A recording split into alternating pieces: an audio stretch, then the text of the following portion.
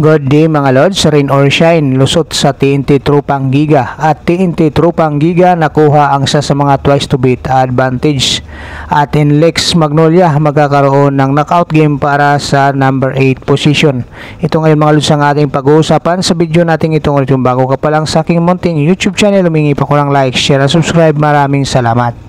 Nanalo nga dito mga Lods ang Magnolia Chicken Templados kontra Meralco Bolt sa score na 129-92. Bali 37 points nga mga Lods ang naging tambakan dito ng Magnolia Chicken Templados. Ito ay pa sa pangunguna nga ng kanilang import na si Ricardo Ratliff na may score ng 31 points at 19 rebounds.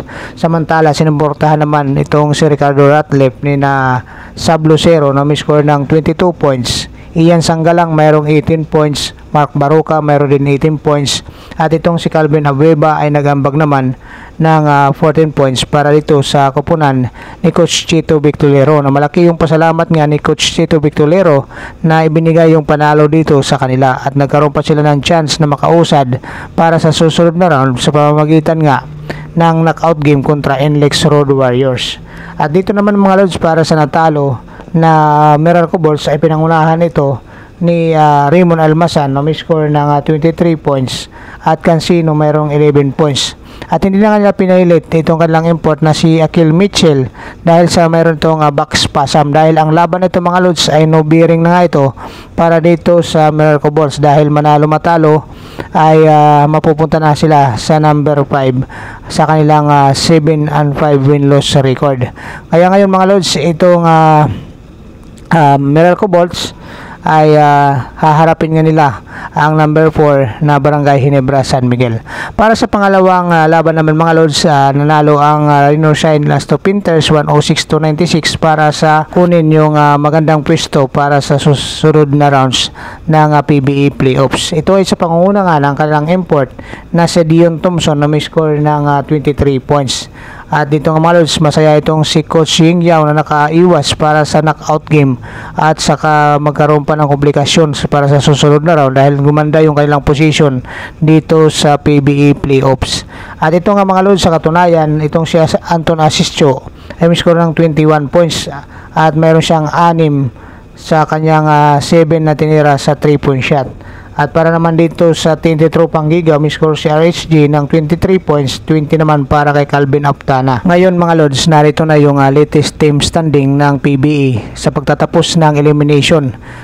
Number 1 ang Northport sa 9-3, pangalawa yung TNT 8-4, pangatlo ang Converge sa 8-4, Ginebra pang-apat 8-4, Meralco 7-5 pang-lima, pang-anim ang Rain or Shine sa 7-5, pang-pito na ang Eastern sa 7-5, pang-walo between Magnolia at saka NLEX dahil meron pa silang knockout game dito mga Lods.